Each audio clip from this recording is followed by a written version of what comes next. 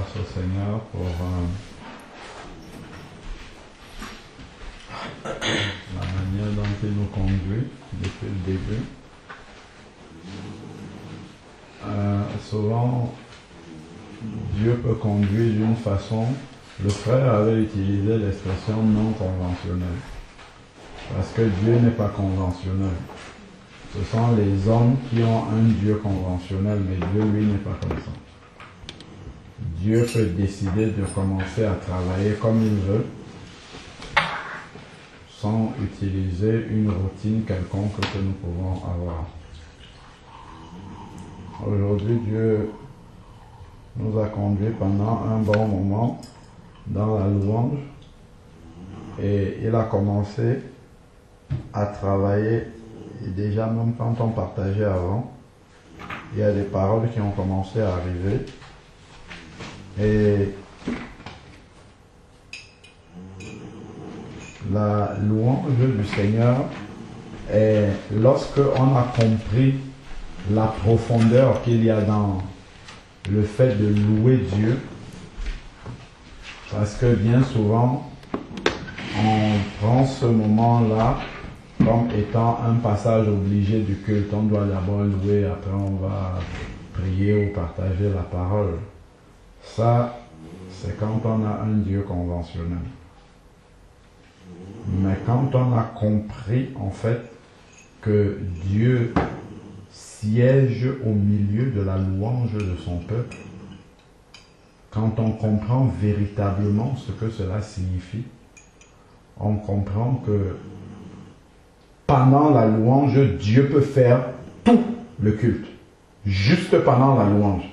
Si on est attentif, c'est pour ça qu'il faut être extrêmement attentif dès que le Seigneur est là, pour suivre la direction. Si Dieu veut faire un travail pendant la louange et qu'on arrête pour faire autre chose, le Saint-Esprit se met de côté et il nous voit faire. Là, dans la manière dont Dieu nous a conduits, dans cette louange-là, il y avait la louange du Seigneur, il y a eu la prédication, il y a eu des paroles de connaissance, il y a eu de la prophétie. La prophétie sont des paroles inspirées de Dieu pour édifier, pour consoler et pour exhorter. Il y avait ça dans la louange en fait. Mais si on a chanté juste en réjouissant la chair, sans suivre la direction du Saint-Esprit, en fait on ne reçoit rien.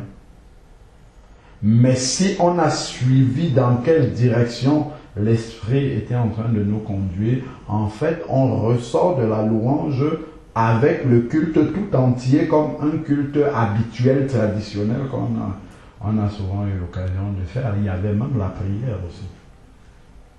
Toujours dans la louange. Et à la fin, dans cette inspiration-là, le Seigneur donne un verset précis sur lequel il veut qu'on s'arrête. C'est de cette manière-là que le Seigneur veut conduire son Église, afin que nous ne soyons pas des machines programmées, mais que nous venions, que nous nous attendions à Dieu, et que Dieu lui-même qui nous a réunis, parce que bien souvent, on dit qu'on se réunit au nom du Seigneur, mais en réalité, c'est nous qui nous réunissons et on invite Dieu, alors que ça doit être le contraire. C'est Dieu qui vient et il nous invite. C'est celui qui invite qui donne le programme de ce qui se passe. Mais si c'est toi qui invites les autres personnes, c'est toi qui fais le programme. Donc voilà pourquoi les gens se réunissent souvent, ils disent Saint-Esprit vient au milieu de nous. Alors que le Saint-Esprit habite en nous. Donc quand on invite le Saint-Esprit, c'est pour qu'il vienne et qu'il prenne place comme n'importe qui et qu'il observe le programme que nous sommes en train de faire. Mais quand on laisse l'Esprit de Dieu agir au milieu de nous naturellement, c'est Dieu lui-même qui nous a appelés. On a prié, on a dit Seigneur, merci de nous avoir conduits dans ce moment-ci. Prends le contrôle de la suite. Donc c'est lui qui dirige et qui définit ce qui doit se passer parce qu'il sait ce dont on a besoin. Dans la pensée humaine, on peut penser que c'est telle chose qui est importante maintenant, alors que ça ne l'est pas. Le plus important n'est pas de faire une prédication, mais c'est de donner la nourriture au temps convenable. Il faut que ce soit le message qui correspond à ce moment précis-là, parce que Dieu doit faire un travail à l'instant même dans une vie. C'est ça qui est important. C'est pourquoi il faut toujours suivre la direction du Saint-Esprit dans le culte. C'est très important de s'habituer, de sortir justement des programmes, des manières préétablies de faire des choses et toujours être sensible à la voix de l'Esprit. Et pour développer la sensibilité à l'Esprit de Dieu, ça se développe dans la communion personnelle avec Dieu. Si vous avez remarqué, pendant l'adoration, il y a des chants dont on connaît les paroles, tous ensemble, mais après vous voyez les uns et les autres chanter des choses qui ne sont pas dans les paroles du cantique. Ce n'est pas des choses qu'on a apprises avant. Ce sont des choses qui sont inspirées par le Saint-Esprit. Et le Saint-Esprit inspire ces paroles-là sur le moment, mais ces paroles-là découlent de la communion qu'on a avec Dieu. Si on n'a pas de communion personnelle développée avec Dieu, dans les chants d'adoration, on ne saura pas quoi dire. Mais si on a une communion personnelle développée avec Dieu, vous avez vu comment le frère chante, il faut l'arrêter, même lui dire arrête maintenant frère. Parce que tellement c'est rempli en lui, comme dit la parole de Dieu, que cette parole habite en abondance au milieu de vous. Mais si on n'a pas cette communion personnelle avec Dieu, l'Esprit de Dieu ne peut pas couler à flot comme ça. Et surtout, comment dire, avoir l'habitude de faire confiance au Saint-Esprit. Quand on ouvre la bouche, on ne sait pas qu'est-ce qui va venir. Mais on fait confiance au Saint-Esprit que les paroles qui vont venir seront les bonnes paroles et elles vont s'aligner dans la mélodie du chant et ainsi de suite. C'est un travail qui se fait dans la communion avec Dieu. Parce qu'on sait que tout cela, on ne le fait pas pour avoir une belle voix ou bien pour paraître, mais c'est l'amour de Dieu qui inonde nos cœurs et nous répondons par la reconnaissance au travers des cantiques qu'on élève vers le Seigneur. C'est important de prendre cette habitude-là. Dans le verset qui était venu, c'était Philippiens 3, 13.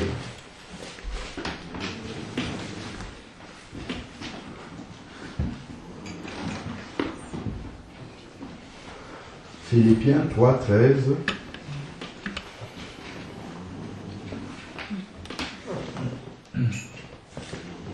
dit exactement: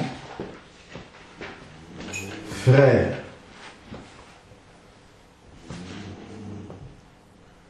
pour moi-même, je n'estime pas encore avoir saisi le prix. Mais je fais une chose, oubliant ce qui est en arrière et tendant vers ce qui est en avant. Je cours vers le but pour obtenir le prix de la vocation céleste en Jésus. Amen. Paul est celui qui a dit à plusieurs reprises: soyez mes imitateurs comme je suis moi-même imitateur de Christ. Donc, si il reconnaît ici qu'il n'estime pas encore avoir saisi le prix, c'est-à-dire avoir atteint la perfection.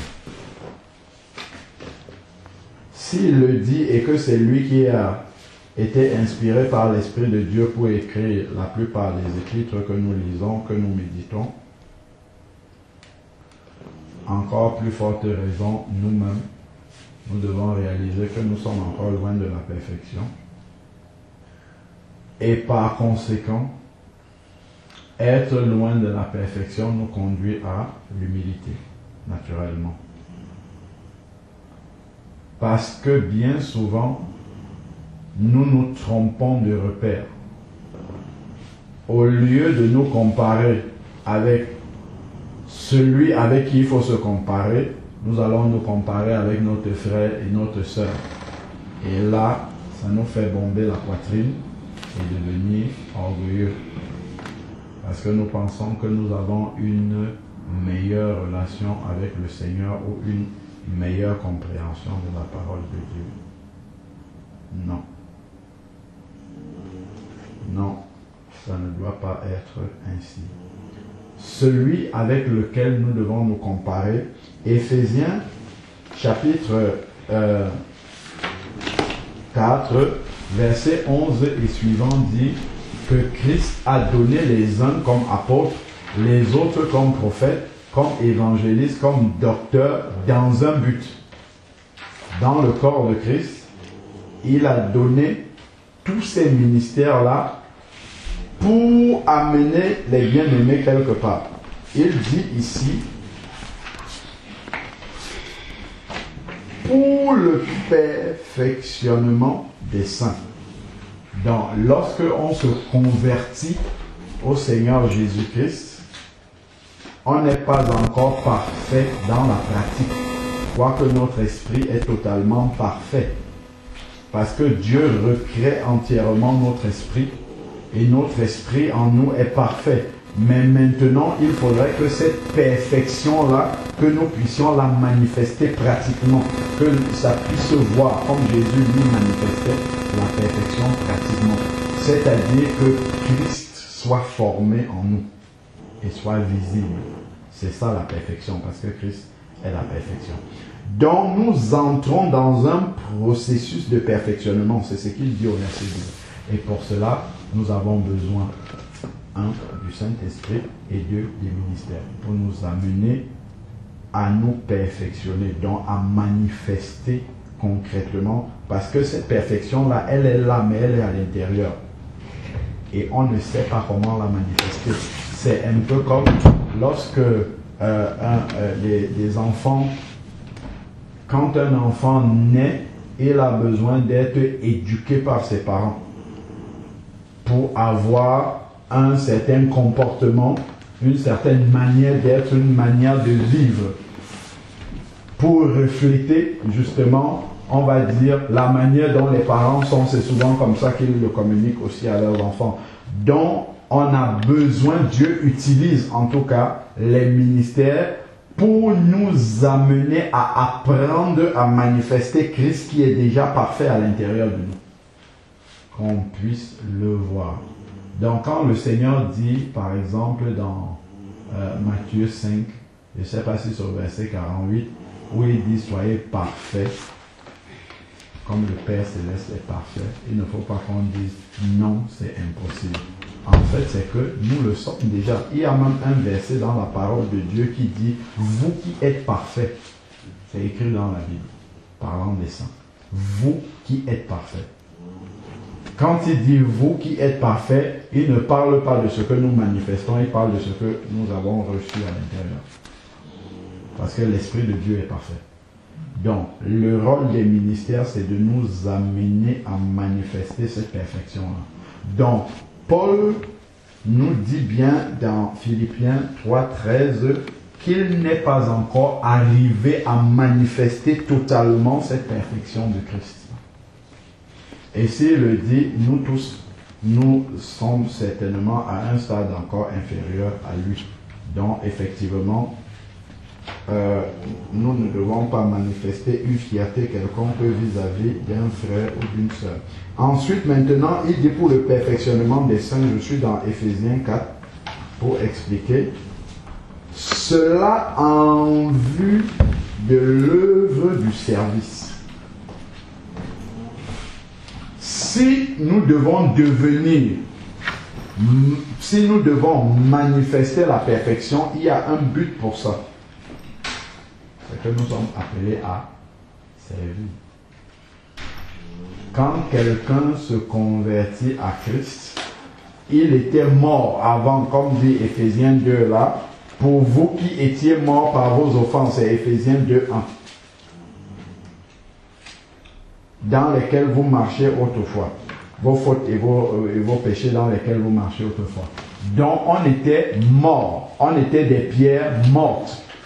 Et Dieu nous a redonné la vie et nous sommes devenus des pierres vivantes. Si nous sommes une pierre vivante, ça veut dire que nous devons donc vivre. Et vivre dans le Seigneur, c'est être appelé au service.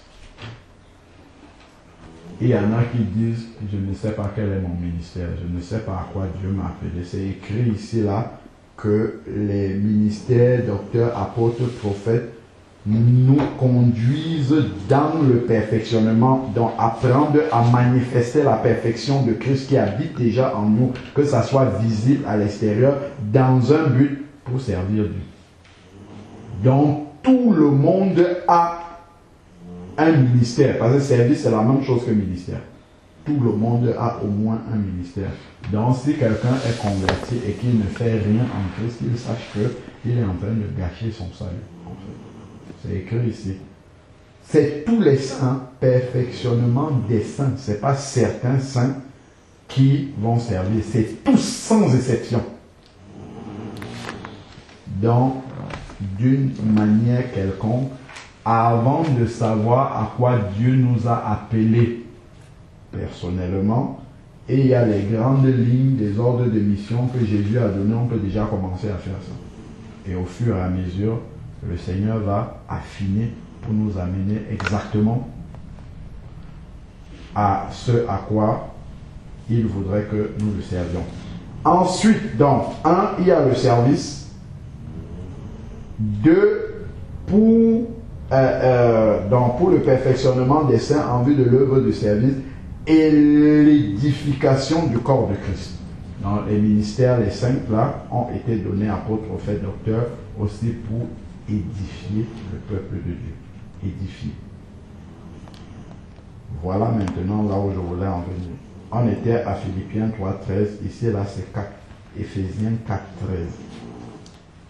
Jusqu'à ce que nous soyons parvenus à l'unité de la foi. Jusqu'à ce que nous soyons parvenus à l'unité de la foi. On va revenir sur le parvenir là. Et de la connaissance du Fils de Dieu. Donc, on ne peut pas connaître parfaitement. En tout cas, nous ne le connaissons pas encore parfaitement. Ça, c'est ce qui est sûr. On va peut-être y arriver, mais nous ne connaissons pas encore parfaitement le Fils de Dieu. Donc, les ministères, eux-mêmes ne connaissent pas parfaitement le Fils de Dieu. Ils ont reçu une portion, chacun, et ensemble, c'est pourquoi on parle d'apôtres, de prophètes, de docteurs, d'évangélistes, de pasteurs. Donc, tous ensemble ont une portion de connaissance du Fils de Dieu. Et chacun d'entre eux doit mettre à la disposition du corps de Christ la portion de connaissance qu'il a reçue, afin que la totalité des différentes portions que chacun a reçues puisse édifier le corps de Christ et l'amener à la connaissance parfaite du Fils de Dieu. Parce que chacun a juste une portion parmi les ministères là. Ensuite, maintenant, à la mesure de la stature parfaite de Christ. Donc, il y a un objectif. L'objectif, c'est la mesure de la stature parfaite de Christ. Donc, nous revenons à Philippiens 3.13. Ce n'est pas comme si j'avais déjà atteint le but, la perfection. Le but, le prix dont il parle là, le prix de la vocation céleste, c'est la stature parfaite de Christ. C'est ça. Donc, si quelqu'un peut dire sur la terre qu'il a déjà atteint la stature parfaite de Christ, là il peut bomber la poitrine et dire aux autres, moi j'ai déjà atteint cet objectif-là. Mais j'ai une conviction, c'est que si quelqu'un atteint la stature parfaite de Christ, à la seconde où il va atteindre cette stature, là, Dieu va le reprendre tout de suite. Il ne peut plus rester sur la terre, il va partir. Parce que tant qu'il est sur la terre, il doit toujours se perfectionner. Donc, si nous devons nous comparer, ce n'est pas aux frères, aux sœurs, mais nous devons nous comparer à la stature parfaite de Christ. Et en regardant la stature parfaite de Christ, on va réaliser combien nous en sommes encore loin et ça va nous garder dans l'humilité. Ça va nous garder dans cette humilité-là. Pour que, effectivement, nous ne retranchons pas les frères, les sœurs à gauche, à droite, parce qu'ils n'ont pas la même compréhension de la parole de Dieu que nous. Nous allons faire une petite révision pour nous et peut-être pour les autres voir quelque chose. Prenons Éphésiens 4, mais au début maintenant. Éphésiens 4, verset 1 dit: je vous exhorte donc, moi, le prisonnier du Seigneur. Si quelqu'un dit qu'il est prisonnier du Seigneur, nous devons tous l'être. Ça veut dire quoi, prisonnier? C'est prisonnier de la volonté de Dieu. En fait, c'est ça que ça veut dire. Donc, amené à faire la volonté du Seigneur. À marcher d'une manière digne de la vocation qui vous a été adressée. Ça, c'est la volonté parfaite du Seigneur pour chacun de ses enfants. C'est que nous marchions d'une manière digne de la vocation. C'est bien de dire je suis le Fils de Dieu. Je suis le prince parce que Jésus est le roi des rois. Je sais bien de dire tout ça. Mais cela engage une responsabilité. C'est qu'il faut en être digne. Et cette dignité-là n'est pas dans une confession verbale que je fais, d'un titre que j'ai. Elle se voit dans la manière dont je marche. C'est ce qui est écrit là. Marcher d'une manière digne de cette vocation. On a une vocation, c'est d'être fils de Dieu. Mais maintenant, par notre marche, nous montrons si nous en sommes dignes ou bien si nous n'en sommes pas dignes. Mais le Seigneur veut que nous en soyons dignes par notre marche. Et en toute, voilà déjà une première caractéristique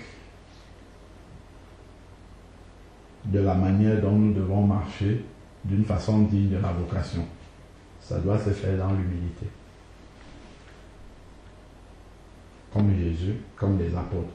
Donc, si déjà je suis dans l'orgueil et non dans l'humilité, je ne marche pas déjà d'une manière digne de cette vocation-là. Humilité. Humilité, c'est s'abaisser, comme dit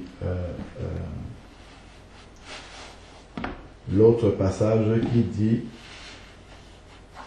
de voir les autres comme supérieurs à nous. Et ça, c'est un exercice qui est très difficile. À moins que ça ne soit poussé par l'Esprit de Dieu. De voir les autres comme plus grands que nous. Regardez par exemple, lorsque j'enseigne la parole de Dieu, je parle de toute personne qui enseigne la parole de Dieu. Lorsque quelqu'un enseigne la parole de Dieu, il a une position d'autorité en enseignant cette parole, parce qu'il parle et les autres l'écoutent. Mais Dieu nous demande de voir ceux. Je donne un exemple de difficulté, voir ceux qui nous écoutent, qui apprennent de ce que nous sommes en train de dire, de les voir plus grands que nous. C'est quelque chose qui n'est pas simple, parce que la chair est là. La chair combat, parce que quand on parle de la part de Dieu, ou bien quand on exerce n'importe quoi, enfin n'importe quel don qu'on peut avoir reçu de Dieu, bien souvent, notre pensée oublie en fait que c'est un don de Dieu que nous sommes en train d'exercer. C'est-à-dire en fait qu'on n'a aucun mérite. On l'a reçu et en fait on a un canal qui laisse sortir, c'est tout. Donc on n'a aucun mérite soi-même.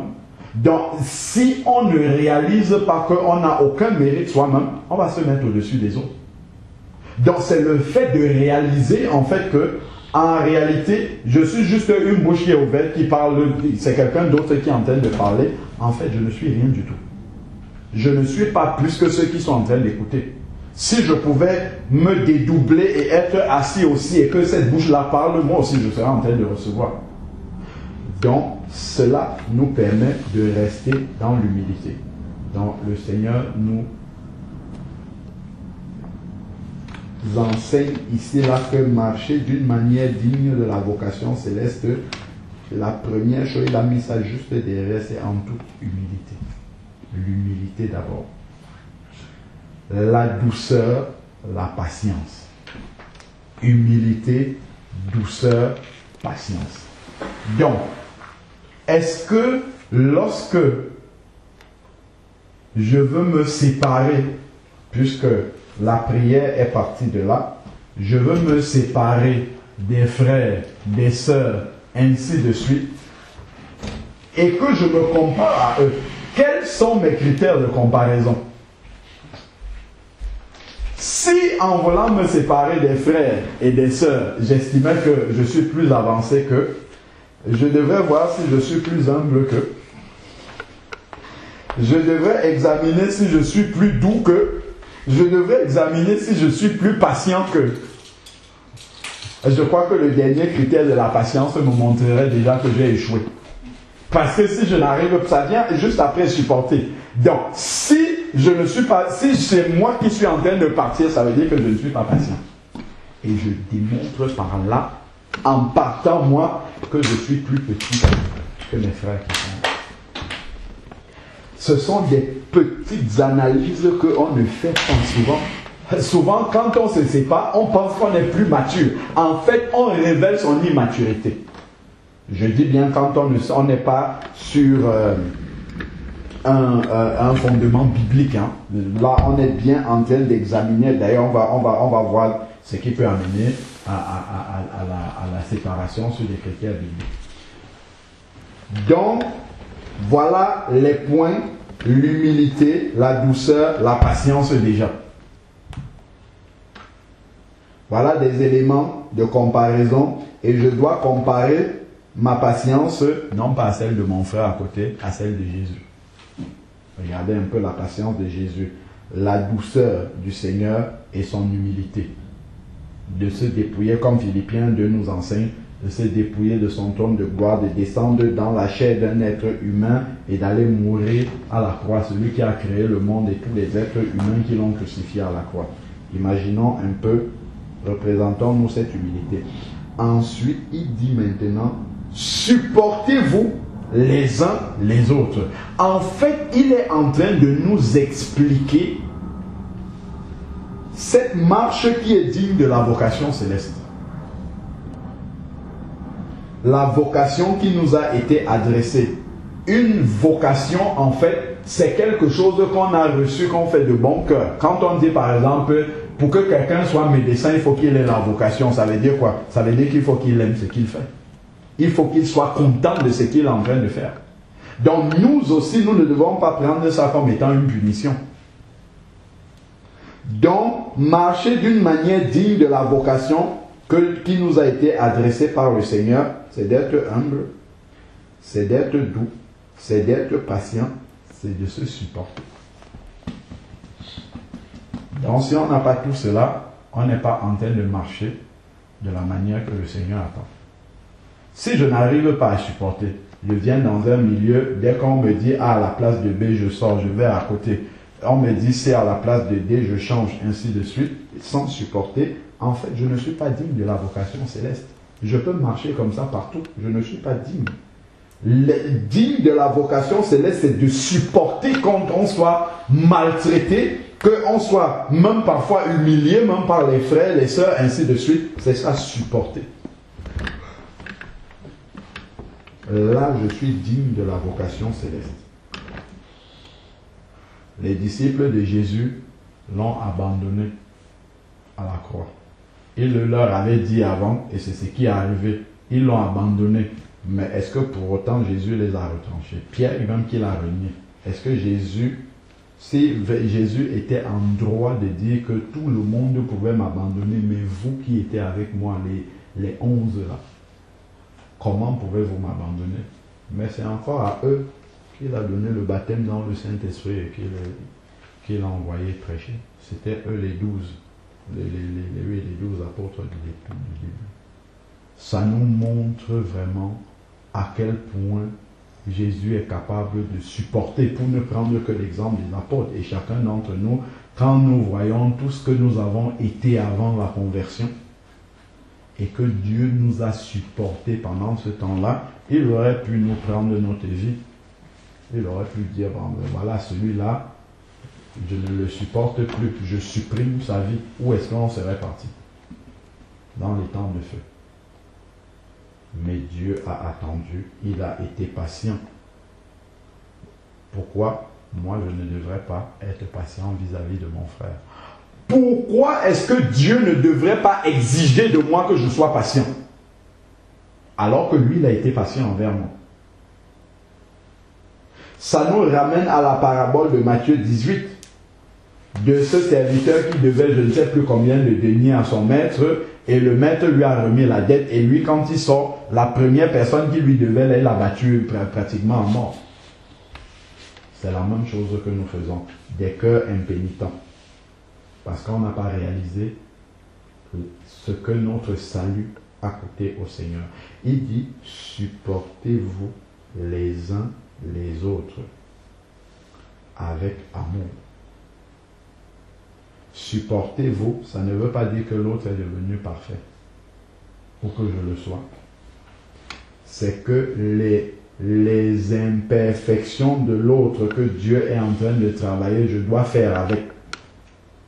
Je ne dois pas le couper d'abord, le retrancher, partir, attendre qu'il devienne parfait selon moi et puis revenir. Non, je dois avancer avec ça.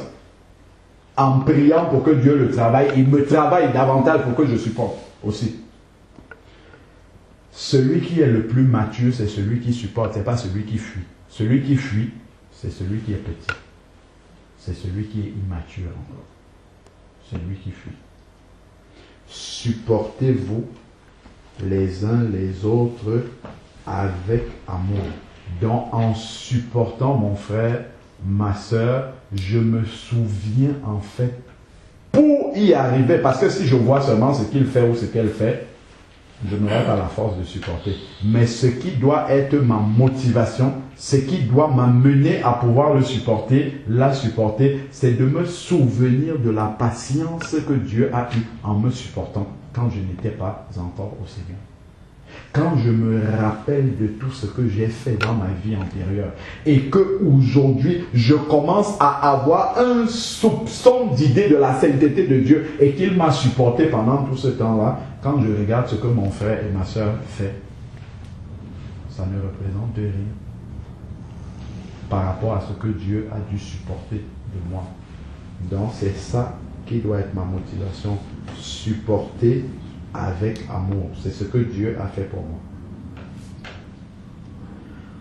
En vous efforçant de conserver l'unité de l'esprit par le lien de la paix. Conserver, le frère Olivier nous avait attiré notre attention dessus. Si on parle de conserver l'unité de l'esprit, ça veut dire qu'elle existe déjà, cette unité-là. Parce que nous sommes enfants de Dieu et que nous avons le même esprit, tous les mêmes, un seul Seigneur, un seul prouve cela. Donc, on va lire la suite et après on va mieux comprendre. Il dit, il y a un seul corps et un seul esprit. Donc, si je reconnais que quelqu'un est né de nouveau, ça veut dire qu'il a l'Esprit de Dieu et qu'il appartient au corps de Christ. Ça veut dire qu'il est uni avec moi par l'Esprit. C'est ce qui est écrit là. Ça veut dire que nous avons en commun déjà l'unité de l'Esprit. C'est déjà quelque chose qui est fait. Je crois que c'est 1 Corinthiens 12 qui dit que nous avons été baptisés dans un même esprit pour former un seul corps.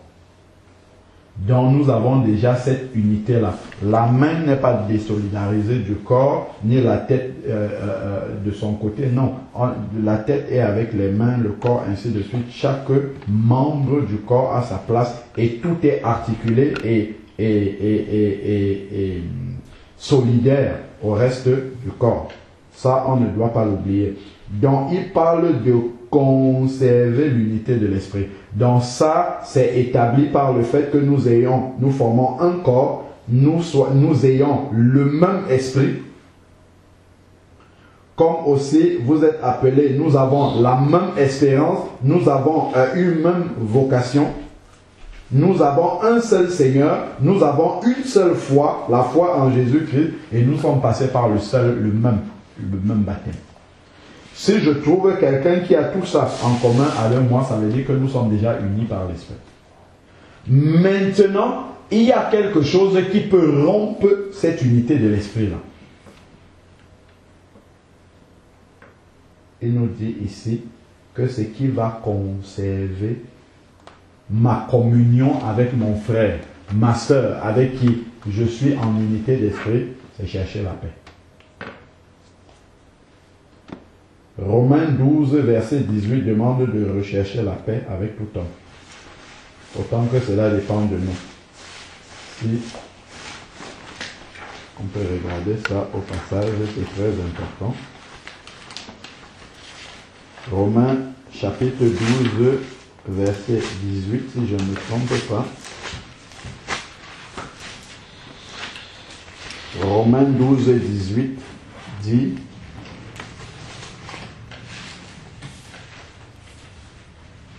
s'il est possible, autant que cela dépend de vous, soyez en paix avec tous les hommes. Dans cette paix-là, si je dis que je suis disciple de Jésus-Christ, je dois l'avoir avec mes frères et sœurs dans le Seigneur, évidemment, mais il nous est dit de chercher avec tout homme. Je dois l'avoir avec mes collègues, je dois l'avoir avec la famille, ainsi de suite. Il est bien contradictoire de constater que certains enfants de Dieu, tout en étant enfants de Dieu, je mets entre guillemets, sont belliqueux. C'est-à-dire que quand ils arrivent quelque part, ils prennent des problèmes en fait. Quand ils arrivent quelque part, si les gens étaient en paix, il n'y a plus de paix. Ils sont sémeurs de troubles. Par exemple, il va écouter ici, il va dire là-bas, ça va coller les têtes entre les deux. Il y a des enfants de Dieu qui sont comme ça. C'est quand même très étonnant parce que ça, c'est exactement le contraire de ce que Jésus-Christ est. Jésus-Christ, quand il arrive quelque part et qu'il y a les problèmes, il met les gens d'accord. Il apporte la paix. Ce qui peut apporter la division, c'est la parole de Dieu. C'est de dire la vérité. Là, les gens se séparent par rapport à la vérité qui est dite. Mais quand ils trouvent des problèmes qui ne concernent pas la parole de Dieu, là, le rôle de l'enfant de Dieu, c'est de ramener la paix, l'unité.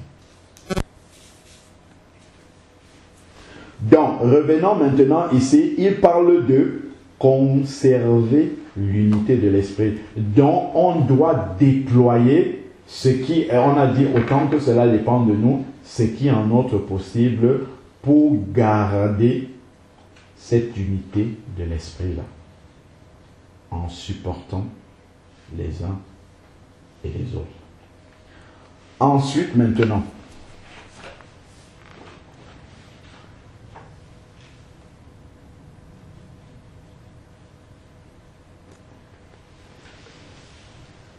ici, si on revient au verset 13, là, il nous est dit que nous devons conserver l'unité de l'esprit qui est naturelle déjà lorsqu'on a le même Seigneur, le même baptême, la même foi, ainsi de suite.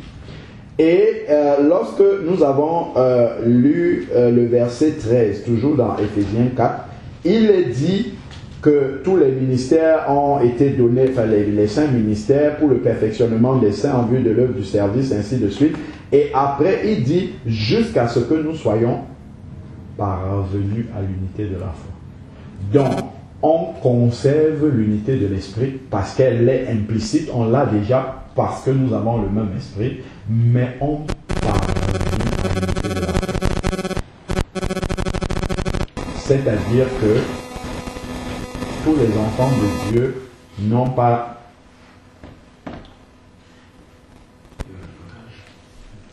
d'entrée de jeu comme ça, n'ont pas forcément la même compréhension des Écritures.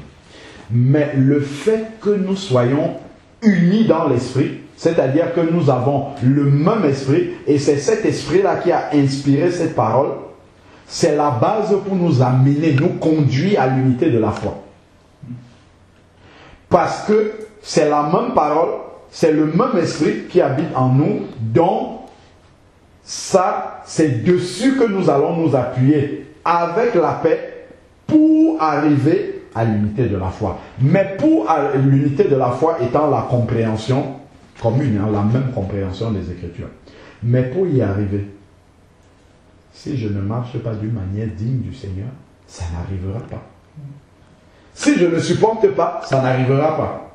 Je vais me couper d'un frère et d'une sœur avant de savoir s'il aurait compris les Écritures comme moi.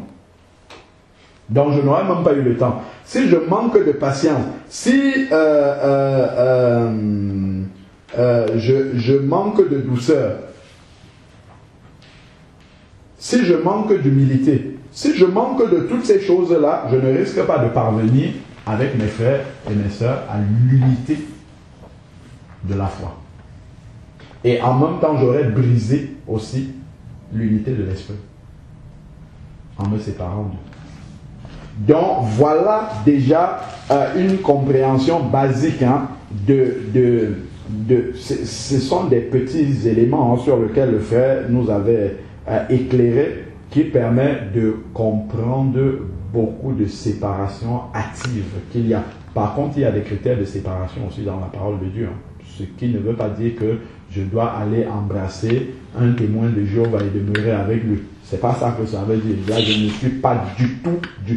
Déjà même, si on commence à énumérer ce qu'il y a là, je crois qu'il va déjà sortir, il n'aura pas la même foi que moi, il n'aura pas certaines choses en commun avec moi. Donc là, on parle de quelqu'un qui est né de nouveau, de quelqu'un qui aspire à obéir à la parole de Dieu, c'est-à-dire quelqu'un qui recherche aussi la vérité. On ne parle pas de quelqu'un qui est désobéissant volontairement, puisque l'apôtre Paul va bien nous dire que si par exemple quelqu'un vit dans le désordre ou désobéit à la parole, éloigne-toi de ces hommes-là, ainsi de suite, il y a beaucoup de critères. Mais là, on parle vraiment des personnes avec qui nous sommes, qui aspirent aussi à la vérité, qui veulent marcher dans cette vérité-là, mais qui ont peut-être encore du mal ou qui ne comprennent pas exactement de la même façon que nous. Allez, hop, on se sépare. Ça, c'est pas ce que le Seigneur nous dit dans sa parole de faire. Donc, c'est pas une manière digne de la vocation qui nous a été adressée de marcher. Donc, revenons dans Philippiens. Philippiens 3, 13, où il nous exhorte donc, à partir du verset 15, et dit, nous tous donc. Je relis encore le 13 pour voir le donc là, la conclusion.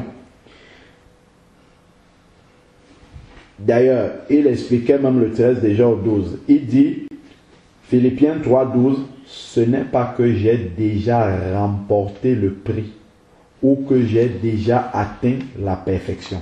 Donc la manifestation pratique extérieure de la perfection que Christ a déposée en nous, il ne l'a pas encore manifestée totalement. Mais je poursuis ma course afin de le saisir, le prix, puisque moi aussi j'ai été saisi par Jésus-Christ. Puisque moi aussi j'ai été saisi par Jésus-Christ. Dans le souvenir de là où Jésus l'a pris, est ce qui va alimenter sa patience. Ce qui va alimenter le fait de supporter les autres. C'est de ce souvenir où lui-même il était. Donc, il ne va pas bomber la poitrine devant les autres comme s'il avait déjà atteint la perfection. Lorsqu'il regarde où Jésus l'a pris, directement, ça le ramène dans l'humilité.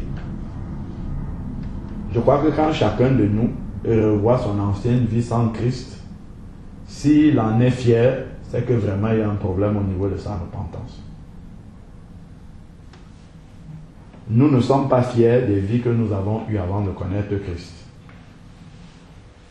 Donc, le 13 survient donc par la suite, il dit, « Frère, pour moi-même, je n'estime pas encore avoir saisi le Christ, mais je fais une chose, oubliant ce qui est en arrière et tendant vers ce qui est en avant. » Donc, voir toujours ce qui peut être amélioré, ce qui peut être perfectionné davantage, voir toujours en avant.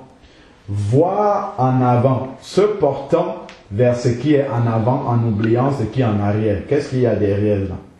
Derrière cela, il y a le pardon. Parce que quand je ne pardonne pas, qu'est-ce que ça veut dire? Ça veut dire que je regarde toujours en arrière. Il y a deux idées. Il y a la vie passée qui était en arrière, mais il y a aussi, toujours dans le même verset, le fait de garder, comment on peut exprimer ça? De tenir rigueur, voilà, à quelqu'un qui m'a fait quelque chose. Donc, je mets une marque dans le passé. Je dis, ici, frère Hervé m'a fait telle chose, je ne vais jamais l'oublier. Je mets une marque là, dessus.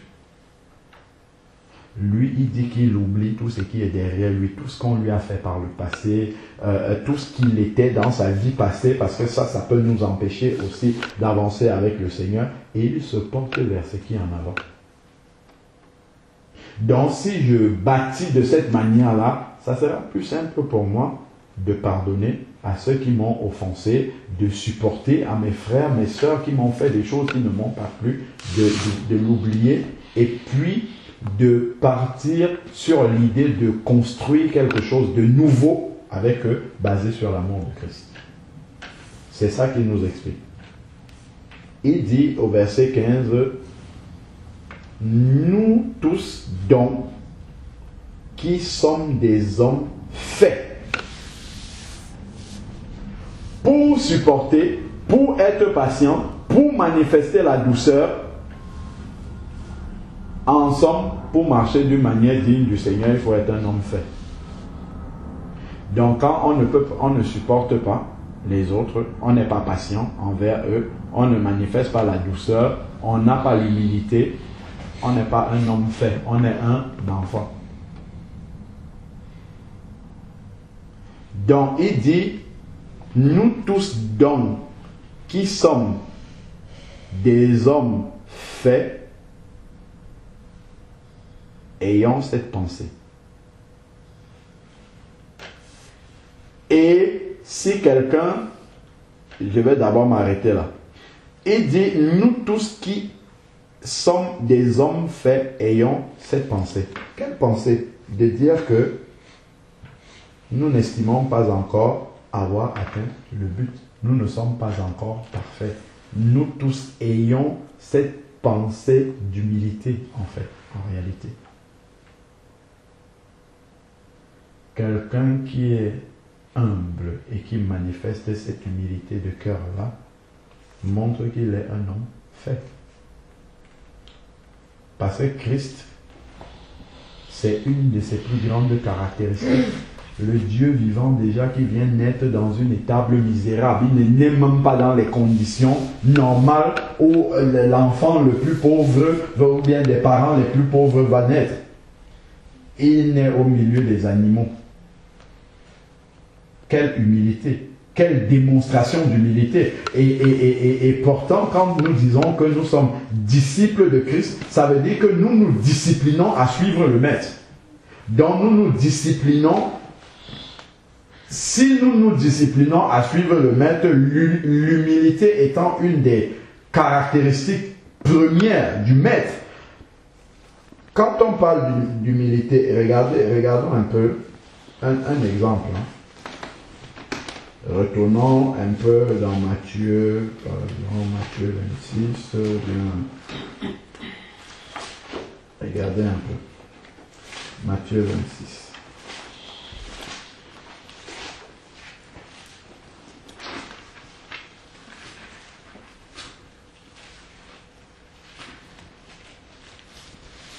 Matthieu 26, verset 47.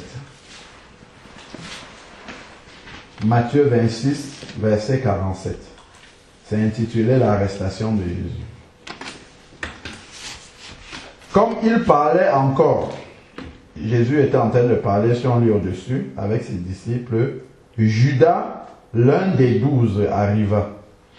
Et avec lui une foule nombreuse, armée d'épées et de bâtons, envoyés par les principaux sacrificateurs et par les anciens du peuple. Celui qui le livrait, il parle de Judas, leur avait donné ce signe. Celui à qui je donnerai un baiser, c'est lui, saisissez-le.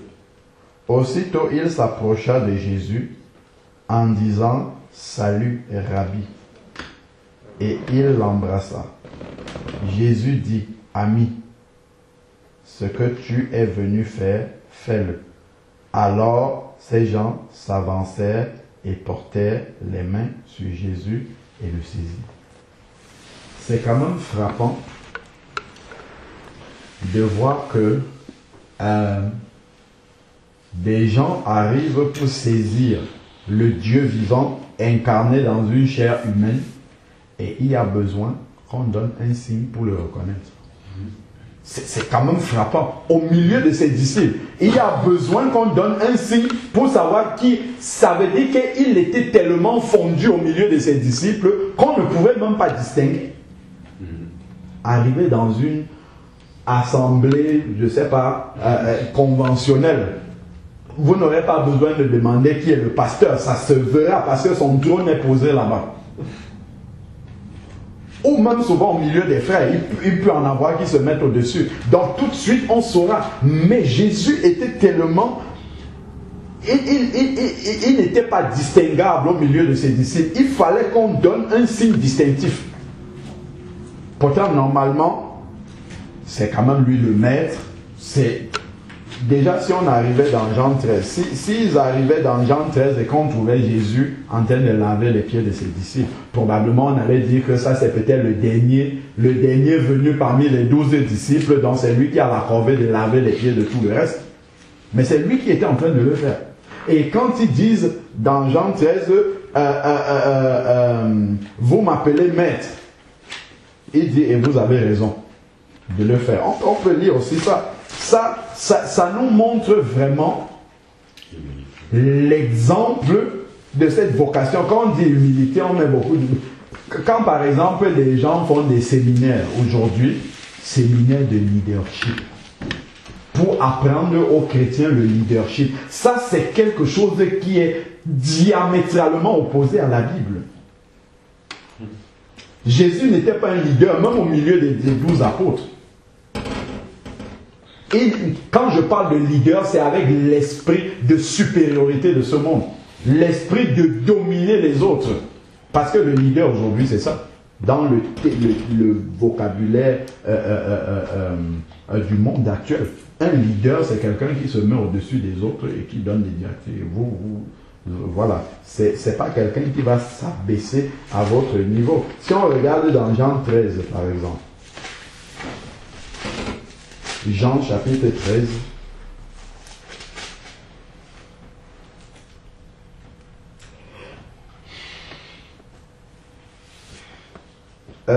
À partir du verset, on peut prendre 12. Bon, je vais m'en prendre un peu avant. On va voir quelque chose.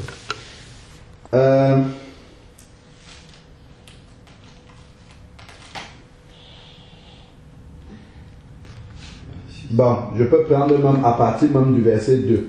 Regardons. Pendant le repas, alors que le diable avait déjà mis au cœur de Judas, fils de Simon, de le livrer, Jésus qui savait que le Père avait tout remis entre ses mains. Il le savait, hein, que le Père a tout remis, donc il est conscient de son infinie grandeur par rapport à ceux qui sont autour de lui. Il en est bien conscient. Qu'il était venu de Dieu. Regardez tout ce qu'on nous cite là. C'est-à-dire que le passage nous rappelle d'abord toute la grandeur de Jésus et du fait qu'il en était conscient à ce moment-là. Et regarde ce qu'il va faire en étant conscient de tout ça. Ça nous montre quand même, c'est une leçon d'humilité qui est diamétralement opposée à tout ce qu'on peut enseigner sur le leadership dans l'Église. Donc, ici, qu'il était venu de Dieu, avec grand D, et qu'il s'en allait à Dieu. C'est pas pour rien, on nous précise tout ça. Après nous avoir précisé toute l'infinie grandeur de Jésus par rapport à là où il se trouve et de ceux qui sont autour de lui, au regard de tout ça, il se leva et ôta ses vêtements. Sachant tout cela, il prit un linge dont il s'entoura.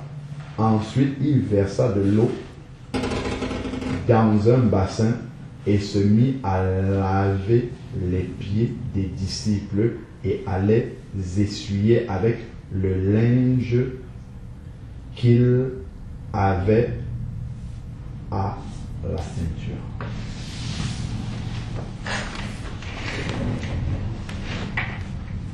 Est-ce que Jésus était obligé de le faire?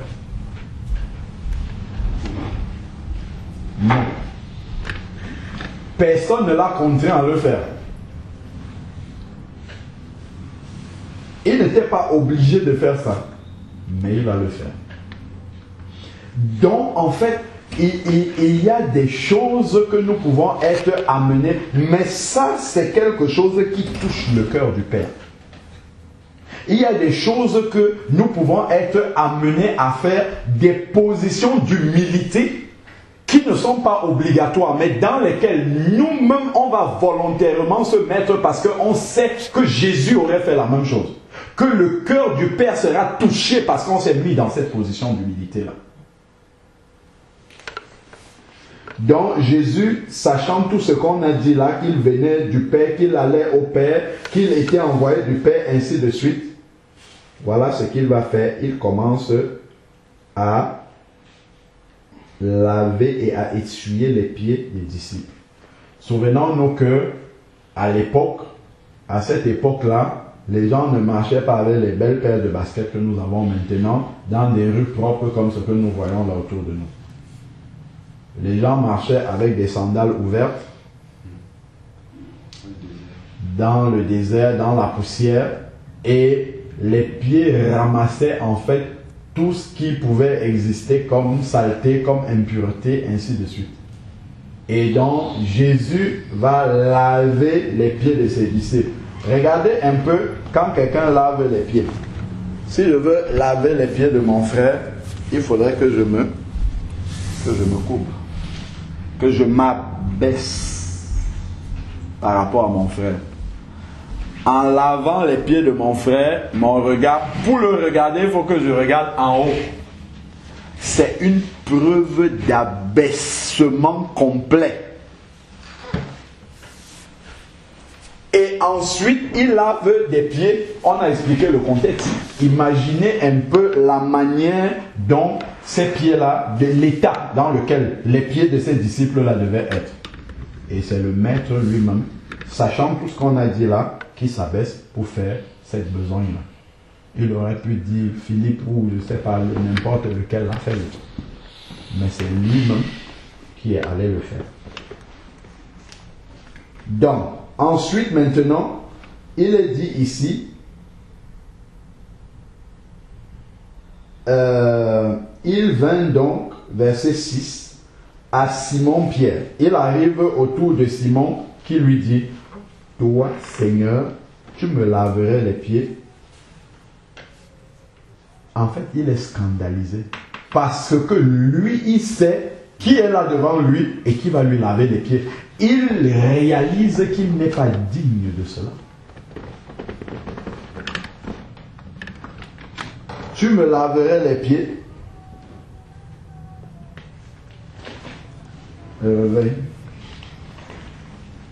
Alors, donc ensuite, maintenant,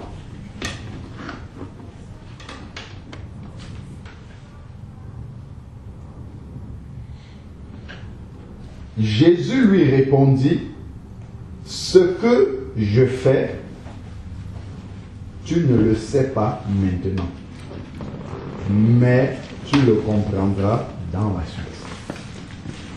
En fait, ce sont des choses qui peuvent être mises en pratique par l'Esprit de Dieu. Pour avoir cette attitude de cœur-là, il faut être poussé par l'Esprit. Ce n'est pas forcément en lavant les pieds physiquement. On peut laver les pieds physiquement, mais avoir du mépris pour celui dont on lave les pieds. En fait, ici, il nous révèle une attitude de cœur, d'abaissement par rapport à mes frères, par rapport à mes sœurs, par rapport aux personnes même du monde, ainsi de suite. Donc, il dit, tu comprendras pas, c'est avec l'Esprit de Dieu maintenant qu'il pourra mettre en pratique véritablement ces choses-là. Qu'il pourra avoir une telle humilité de cœur, parce que Christ va habiter en lui. Donc, justement, il pourra incarner ces choses-là qui étaient en Christ. Ce caractère qui était en Christ là. Donc, ensuite, maintenant, il lui dit, tu comprendras par la suite.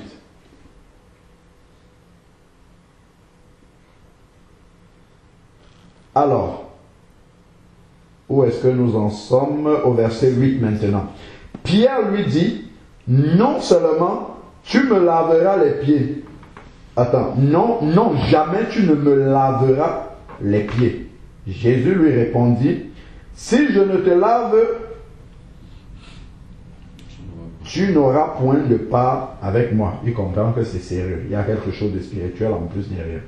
Simon lui dit, Seigneur, non seulement les pieds, mais encore les mains, la tête, ainsi de suite. Jésus lui dit, celui qui s'est baigné n'a pas besoin de se laver sauf les pieds, mais il est entièrement pur. Et vous êtes purs, mais non pas tous. Est-ce qu'on comprend ce qu'il est en train de dire là? Vous êtes purs, mais non pas tous. Je reviens encore sur un verset que nous avons lu vite fait au-dessus là-bas, verset 2. Pendant le repas, alors que le diable avait déjà mis à cœur à Judas, fils de Simon, de le livrer. Est-ce que vous pensez que Jésus qui est venu de Dieu là ignorait cela? Si ce n'est lui d'ailleurs qui nous révèle que Judas avait déjà, puisque de toute manière il a dit à ses disciples en mangeant que celui qui va mettre la main avec moi dans l'assiette, c'est lui qui me livre. Donc Jésus en était pleinement conscient et il le dit encore ici que vous n'êtes pas tous purs. Ça veut dire qu'en lavant les pieds là, il a lavé les pieds aussi de celui qui va le livrer. Extraordinaire. C'est-à-dire que je ne dois pas manifester une telle attitude d'abaissement complet seulement avec mes frères, mes soeurs, ceux avec qui je suis en bon terme, avec mes pires ennemis. C'est ce qu'il est en train de dire ici. C'est ce que la Bible nous montre en fait ici. Celui qui pourrait être mon pire ennemi, je dois être capable de m'abaisser pour lui laver les pieds, des pieds dans un état vraiment piteux. Ça nous montre vraiment à quel standard d'humilité le Seigneur nous attend. Si ce n'est par l'Esprit qu'on peut faire une telle chose. Si déjà avec mes frères, qui ne sont pas vraiment mes ennemis, parce qu'on n'a pas compris un verset de la même manière, je les retranche déjà. Je parle de mes frères avec qui je m'entendais. C'est mon pire ennemi qui m'a vraiment fait des choses dans la chair qui mérite que je réagisse. C'est de lui que je vais aller laver les pieds. Regardons comment on est tellement loin de ce que le Seigneur attend de nous. Tellement loin témoin de la vocation qui nous a été adressée. Si je suis capable de retrancher déjà celui avec qui je n'ai qu'un problème, peut-être lié à un verset ou bien quelque chose qui est arrivé là dans le culte ou bien je ne sais pas quoi, si je ne suis pas capable juste de le supporter, on ne parle pas de laver encore les pieds, c'est juste de le supporter qu'il soit là en même temps que moi. Le Seigneur dit, non seulement il faut le supporter, mais il faut être capable de t'abaisser pour laver ses pieds lorsque ses pieds sont dans l'état le plus piteux possible. Il a lavé les pieds de Judas qui avait déjà Satan en lui, qui devait sortir de là pour aller le trahir. Voilà la statue parfaite de Christ qui l'attend de nous. Alors, voilà, verset 12. Après leur avoir lavé les pieds et avoir repris ses vêtements, il se remit à table et leur dit, comprenez-vous ce que je vous ai fait? Point d'interrogation.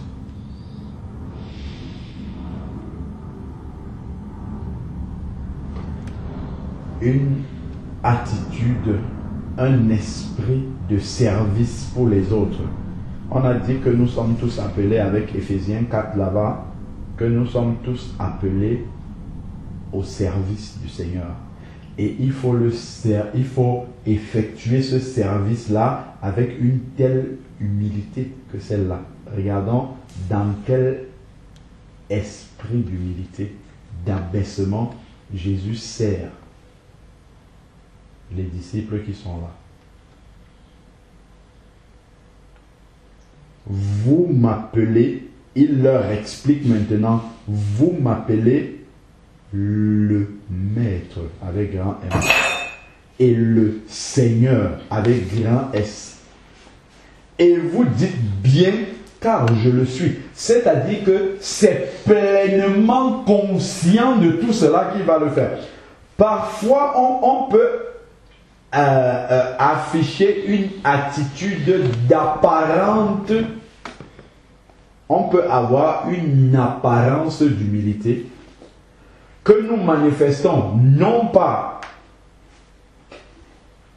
par humilité, permettez-moi de le dire, mais en fait parce qu'on constate que l'autre il a quelque chose de plus que nous. Donc forcément, on s'abaisse. On reconnaît qu'il est au-dessus de nous. On s'abaisse parce que c'est normal de s'abaisser. Mais lui, en fait, il dit qu'il est le Seigneur. Il en est, on a vu déjà, il vient de Dieu, il va à Dieu, ainsi de suite. Il rappelle à ses disciples, je suis le Seigneur, je suis le Maître, et vous faites bien de le dire parce que je le suis. C'est en connaissance de toute sa supériorité là qu'il a fait ces choses-là. Pour leur expliquer dans quel esprit ils doivent servir les autres.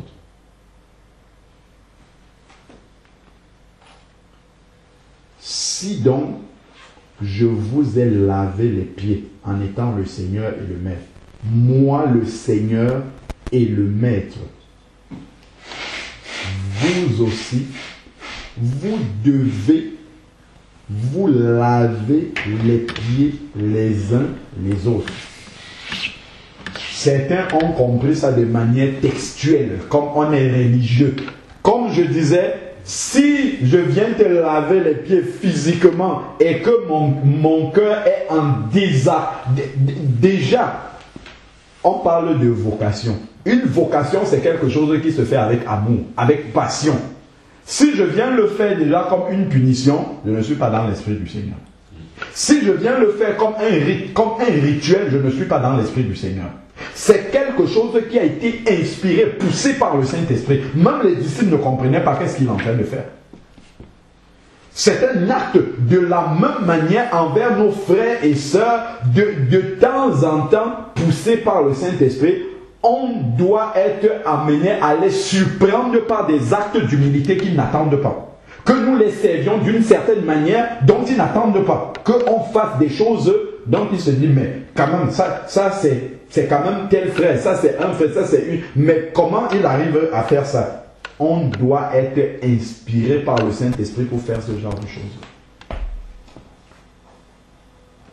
Donc il dit ici, vous devez vous laver les pieds les uns des autres. C'est-à-dire que nous devons être prêts à nous servir les uns les autres. Ce n'est pas se servir des autres, mais se servir les uns les autres d'une manière aussi humble que Jésus a servi ses disciples.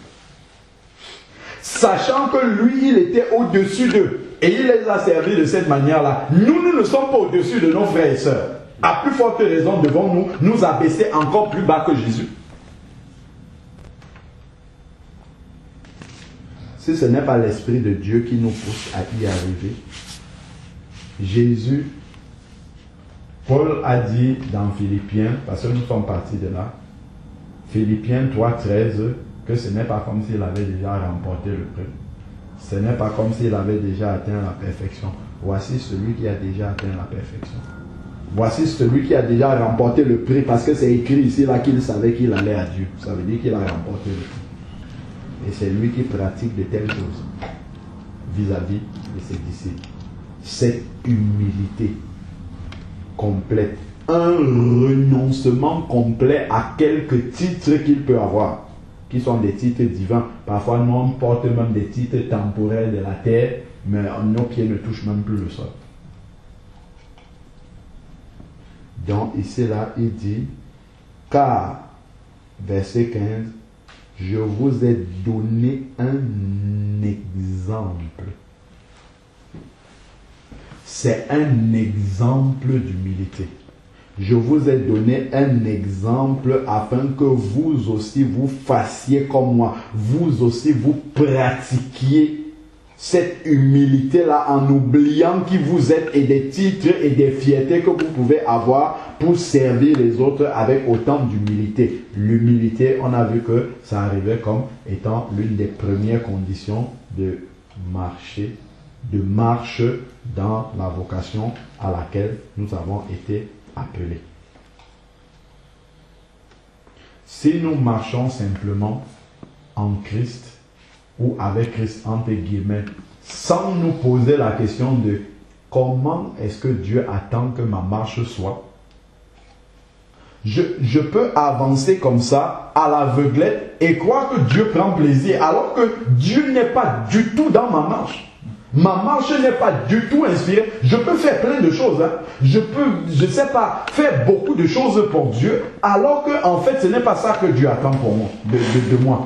Ce n'est pas ça la chose principale qu'il attend de moi. Même si peut-être il faut évangéliser, il faut faire, et que je fais toutes ces choses-là. Si ces principes-là de la marche digne du Seigneur, si je ne les ai pas dans ma vie, en fait je suis à côté de la plaque.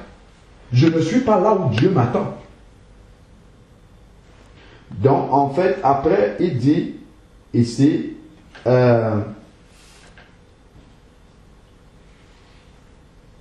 vous aussi, que vous fassiez comme moi j'ai fait. En vérité, je vous le dis, le serviteur n'est pas plus grand que son Seigneur, ni l'apôtre plus grand que celui qui l'a envoyé. Si vous savez cela, vous êtes heureux. C'est très bien. Pourvu que vous le mettiez en pratique. Pourvu, justement, certains ont compris que pourvu que vous lavez les pieds vraiment. Si tu laves les pieds et que après là tu bombes la poitrine devant, à quoi ça sert? De la religion? C'est de la religion pure et simple. Tu sors de laver les pieds là et dehors là-bas quelqu'un t'engueule, oh tu ne sais pas que moi j'ai ceci, j'ai une grosse voiture, j'ai une ceci, ainsi de suite. Ça va régner à la religion. Ce qu'il y a, c'est que pourvu que vous le pratiquez, c'est que votre cœur soit véritablement humble à ce point-là, en toute chose. C'est-à-dire que quand nous prenons, que toute fierté soit complètement anéantie. Que nous puissions servir les autres dans cet esprit-là. Donc, voilà des exemples, en fait, qui doivent nous amener vraiment à être dans la simplicité et à avancer par la grâce de Dieu. Donc si nous finissons le verset 15 de Philippiens 3, où il est dit justement, nous tous donc qui sommes des hommes faits ayons cette pensée, dans la pensée de savoir que nous n'avons pas encore atteint la vocation, le prix, nous n'avons pas encore remporté le prix. Donc, nous devons être patients vis-à-vis de nos frères qui eux aussi n'ont pas remporté le prix. Nous sommes tous dans le même sac, comme on dit. Donc, moi je ne suis pas sorti du sac et puis je regarde les autres de l'extérieur. Non, nous sommes tous dans le même bateau. Donc, il n'y a pas à se mettre au-dessus des autres. Et si, sur quelques points, vous avez une pensée différente, Dieu vous révélera aussi ce qu'il en est. Donc, si nous marchons dans l'humilité, dans l'amour, dans cette douceur-là, ainsi de suite, avec quelqu'un qui n'est pas du même point, qui n'a pas la même compréhension que nous sur certains points, mais qui est un enfant de Dieu, unité d'esprit, ainsi de suite, là nous avons créé des conditions favorables pour que Dieu nous éclaire. Parce que Dieu voit que nous sommes deux enfants, deux de ses enfants, qui l'aimons, qui aspirons à la vérité. Là, dans ce contexte-là, Dieu va nous éclairer. Mais si l'un retranche et dit, bon, toi tu n'es plus mon frère, je vais à gauche, l'autre va à droite. En fait, on a créé un contexte, une situation dans laquelle on ne donne pas la possibilité, les conditions à Dieu de pouvoir agir. Donc, chacun va rester. Il y a peut-être un qui a raison, l'autre a tort, ou bien les deux ont tort. Et puis vous allez rester comme ça, chacun dans son erreur. Dieu ne va éclairer personne. Donc, voilà les points sur lesquels on doit faire attention. Et voilà, il dit seulement au point où nous sommes parvenus, avançons ensemble, marchons d'un même pas dans d'autres versets. C'est vraiment important de réaliser tous ces points-là que nous avons soulevés, sachant que en fait, tout ce que nous faisons là, tous les actes que nous posons, les motivations de nos cœurs, tout ça, ça va être éprouvé en fait lorsque nous allons passer au tribunal de Christ, comme dit 2 Corinthiens 5:10, que nous devons tous passer au tribunal de Christ, et 1 Corinthiens 3 à partir du verset 10 jusqu'au verset 15 nous rappelle cela. C'est-à-dire que tous les actes, tous les services même que nous posons pendant que nous sommes encore dans ce corps-ci vont être éprouvés. Donc le Seigneur va voir la motivation justement de ces choses-là. Donc s'il y a des manques d'humilité, toutes ces choses-là, en fait, toutes ces œuvres-là seront consumées. Ça sera comme si on n'a jamais rien fait. Donc c'est important vraiment de prendre toutes ces choses-là au sérieux, et que quand on en arrive à un point de devoir se séparer, parce que ça c'est arrivé dans la parole de Dieu et il y a des critères pour ça, il faut vraiment que on soit sûr que c'est justifié clairement par la parole du Seigneur, et que ce n'est pas pour un oui ou pour un non parce que on n'a pas de patience dans son cœur qu'on a retranché quelqu'un qui cherche pourtant la vérité. Ça, c'est très important, parce que des fois, il y a des personnes qui sont sincères, qui recherchent vraiment la vérité, et le fait de couper comme ça peut même entraîner, conduire certaines personnes à rétrograder, certaines personnes à le zèle qu'ils avaient à être freinés en fait dans ce zèle-là.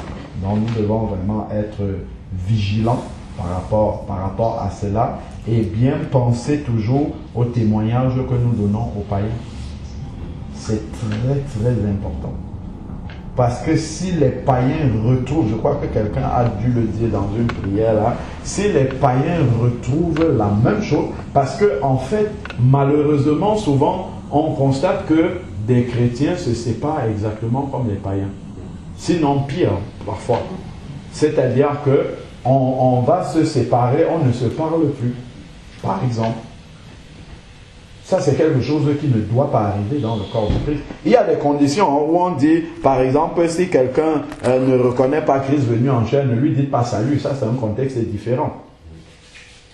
Mais quelqu'un qui a l'Esprit de Dieu, qui est un enfant de Dieu, qui est né de nouveau, dont j'ai la connaissance que ça, c'est quelqu'un qui manifeste une certaine mesure du fruit de l'Esprit, je ne lui parle plus parce qu'on n'est pas d'accord sur tel ou tel point, parce qu'on s'est fâché sur je ne sais pas quel aspect. Ça ne doit pas arriver. Les païens aussi se séparent comme ça. Les païens, parfois, ils se séparent sans s'expliquer parce qu'on n'a pas le courage de s'asseoir pour affronter les problèmes. Malheureusement, les chrétiens aussi, c'est ça. Alors qu'avec l'Esprit de Dieu que nous avons, nous devons être capables de nous asseoir et de parler, conduit par l'Esprit. On s'assoit, on prie ensemble et on met la situation devant le Seigneur. Et même si on doit arriver à la séparation, c'est le Seigneur qui va le dire dans cette prière-là. Mais puisqu'on n'est pas sûr que ça vienne, si on est sûr vraiment que ça vient de Dieu, on peut aller. On peut aller dans la prière avec la personne en face. On dit on va prier maintenant. Et Dieu va nous dire, mais ça on ne le fait jamais. Nous, on prend notre décision et on part, étant sûr que ça vient de Dieu, sans l'avoir éprouvé. Sans avoir un verset clair qui dit, voilà, là on est vraiment dans ce cas de figure, là on doit appliquer ce verset. Malheureusement, c'est comme ça. Et le Seigneur dit bien dans Jean, je ne sais plus si c'est Jean 13, 34, où il dit en fait que c'est à ceux-ci qu'on reconnaîtra qu'ils sont mes disciples, l'amour qu'il y a entre eux. Est-ce que, humblement,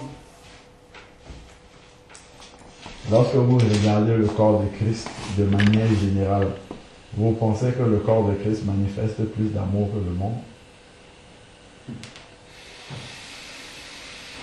Ça serait difficile à dire, ça. En tout cas, même si on manifeste plus, c'est juste un peu plus. Parce que quand on parle même d'amour, il y a beaucoup de choses qui sont superficielles. Qui sont de façade. On ne peut même pas appeler ça amour. C'est de l'hypocrisie. Parce que quand on lit 1 Corinthiens 13, il va dire le véritable. Lui, il définit quel est le véritable amour 1 Corinthiens 13. Il va dire l'amour supporte tout. L'amour ne soupçonne pas le mal. L'amour, quand on regarde ça par rapport à l'amour que nous avons les uns des autres, on comprend qu'on n'a pas l'amour. Ce n'est pas l'amour de Dieu qu'on a. Il y a encore beaucoup de travail. Alors que ça, c'est la base. C'est à l'amour qu'ils ont entre eux. En fait, quand quelqu'un qui ne connaît pas Dieu rencontre des chrétiens, c'est la première chose qui doit le frapper. Ce n'est pas que vous parlez de Jésus et tout ça, c'est pas ça qui doit le frapper. C'est que il va voir une certaine unité, en fait. Malheureusement, déjà Satan est venu s'aimer les dénominations. Quand l'autre dit qu'il est pentecôtiste et toi tu es baptiste, quand on se rencontre, c'est comme si j'avais rencontré Satan en face. Alors que j'ai un enfant de Dieu qui est né de nouveau, deux enfants de Dieu qui sont nés de nouveau, mais comme l'un est pentecôtiste et l'autre est baptiste, c'est comme si c'est un païen, le diable, en face de Dieu, alors que c'est deux enfants de Dieu. Là, Satan nous va venir sur un premier point. Prenons même ceux qui sont en dehors aussi. Qu'est-ce que toi tu penses de tels sujets? Jésus est-il Dieu? Bon, ça même encore, c'est un sujet compliqué. Il y a des sujets encore plus simples. Est-ce que tu crois au baptême dans le Saint-Esprit ou quoi? Je dis des sujets comme ça. Ah, je ne pense pas la même chose. Ça remet déjà en question carrément la fraternité qu'on a. Dans le cœur, en fait, dans le cœur des gens, on est déjà en train de remettre. Alors que, qu'est-ce qui nous unit? C'est le fait qu'ils soient nés de nouveau. Ça, c'est ce qu'on a oublié. Est-ce que réellement, frère, quel est le témoignage de ta conversion? Ah oui, je me suis repenti. Vraiment, j'ai accepté le Seigneur. Ma vie d'avant, c'était celle-ci. Maintenant, j'ai changé de vie. C'est ça, en fait, qui est la base de la fraternité. Si quelqu'un a passé cette expérience-là, c'est mon frère. D'abord. Mais ça, en fait, on a déjà balayé ça du revers de la main.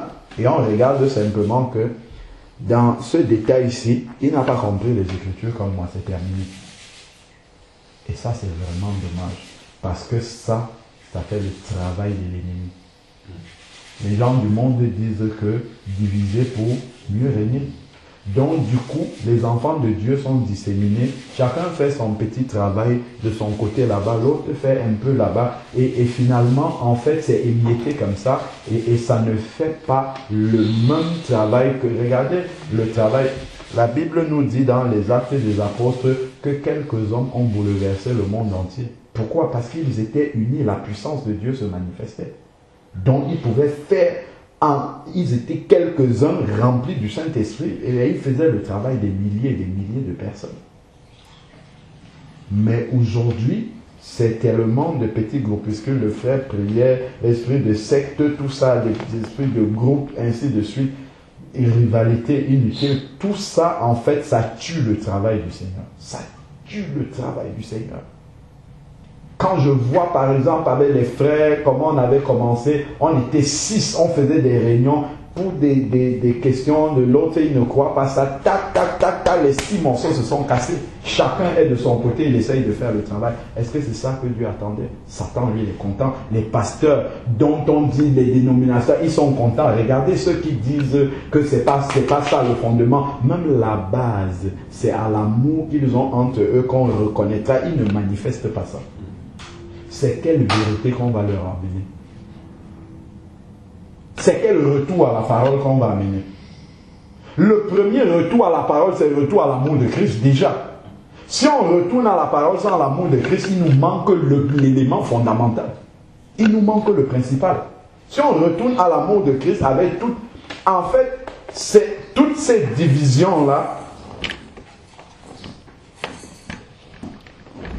reflètent l'esprit, le morcellement des dénominations. Sauf qu'il n'y a pas de nom là-dessus. C'est une autre manière subtile de Satan de créer des dénominations sans donner des noms.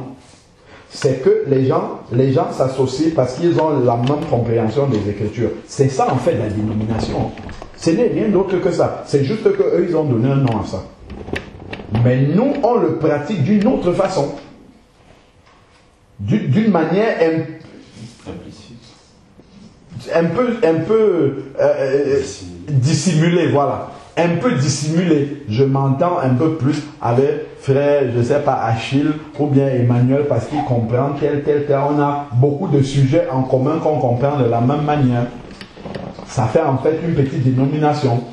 Donc on va moins accepter, je ne sais pas moi, le frère, un autre frère qui ne comprend pas exactement comme nous. Ça fait des sectes. En fait, c'est des dénominations. C'est des dénominations que nous sommes en train de créer là. Et après, on va dire aux autres, oh, la dénomination ne vient pas de Dieu. Sauf que derrière la dénomination, il y a un esprit. Et cet esprit-là, on l'a toujours. Malheureusement, c'est l'esprit de séparation. C'est l'esprit de division. L'esprit de secte, de parti. C'est ça. Ça, c'est plus dangereux même encore que le nom qu'ils ont mis dessus. Donc, si on n'est pas conscient, on n'ouvre pas les yeux là-dessus, en fait, on se sera trompé de combat, en fait. On se sera vraiment trompé de combat et on va travailler vraiment presque inutilement, quoi, parce que finalement, on va dire aux gens, sortez des dénominations, ils vont sortir, ils vont venir, ils vont voir pire encore que ce qu'ils voient là-bas. Ils vont préférer être dans la masse, perdue au milieu des dénominations, et puis voilà. Et malheureusement, c'est un constat bien triste qu'on peut faire aujourd'hui, mais il ne faut pas que ça en reste là. Une fois qu'on a ouvert les yeux dessus et qu'on a compris en fait qu'on s'est trompé de combat, on a cru que en fait le combat c'était celui qui a compris le plus la parole de Dieu. Et ça ne fait qu'élever l'orgueil dans le cœur de l'être humain. Et c'est pas ça du tout que le Seigneur, c'est pas là-dessus que le Seigneur nous attend, plus que c'est lui qui révèle cette parole-là. Mais il nous attend vraiment à avoir un caractère, un comportement différent. Par exemple, quelqu'un qui se réunit en assemblée de maison, il doit avoir une plus grande proximité, par exemple, entre nous, par rapport à quelqu'un qui sort d'une dénomination. Il doit ressentir vraiment pour ceux qui sont, je sais pas moi, qui se réunissent souvent ensemble, s'il arrive au milieu de vous, il doit sentir qu'il y a quelque chose qu'il ne voit pas habituellement. Il doit sentir qu'il y a vraiment un esprit de famille qu'il ne voit pas habituellement. Mais si déjà on voit quelqu'un 1, 2, 3 fois, et après vous venez la 4e fois, mais tel, on le voit, il n'est plus là. Non, non, non, il n'est plus là. Tu as de ces noms, non, non, je ne sais même pas où la personne est. Qu'est-ce que ça veut dire? Qu'est-ce que ça montre? Qu'est-ce qu'on a de plus? En fait, finalement, le but de l'assemblée qui se réunit dans une maison, il y a vraiment un enseignement profond du Seigneur là-dedans. Et en fait, beaucoup de personnes n'ont pas compris vraiment la profondeur. On pense juste que c'est se mettre dans les 4 murs là dans la maison. Non, il y a vraiment tout un enseignement là-dedans de la vie du Seigneur avec ses disciples, de la proximité avec les autres, le fait de se connaître, ainsi de suite. Si on n'atteint pas ce but-là, ça ne sert à rien. En fait, on n'aura rien de plus. Vraiment rien de plus. Le but vraiment, c'est cela. C'est de nous amener à cette... Mais quelle est cette famille-là qui passe le temps à se diviser? Elle est comme ça, après il y a un groupe comme ça, après le groupe se redivise encore, et ainsi de suite. Ça n'a pas de sens. Du tout. Du tout. Nous devons pouvoir faire une analyse froide de la manière dont ça marche maintenant et vraiment oser regarder par rapport aux dénominations qu'on a souvent l'habitude de critiquer et de voir si on est meilleur au regard de la parole de Dieu, au regard des bases essentielles que nous venons de lire, la l'humilité, la douceur, la patience, toutes ces choses-là. Est-ce qu'on les a vraiment? Est-ce que le fait d'avoir la vérité de la parole de Dieu nous a rapprochés de ces valeurs-là? C'est ça le but en fait. Le but d'avoir la vérité, c'est de nous rapprocher le plus près possible du caractère de Christ que nous venons de lire. Mais si le fait de connaître la vérité nous a plutôt remplis d'orgueil et de mépris vis-à-vis des autres, en fait, on a raté le but. On est passé à côté de l'essentiel. Nous devons vraiment être conscients de toutes ces choses-là et de ne pas nous tromper d'échelle d'évaluation. Si on va s'évaluer sur d'autres sujets en pensant que c'est le fait de trop connaître la parole ou tout ça qui est ce que le Seigneur considère, en fait on s'est fourvoyé et on n'a pas atteint le but du Seigneur.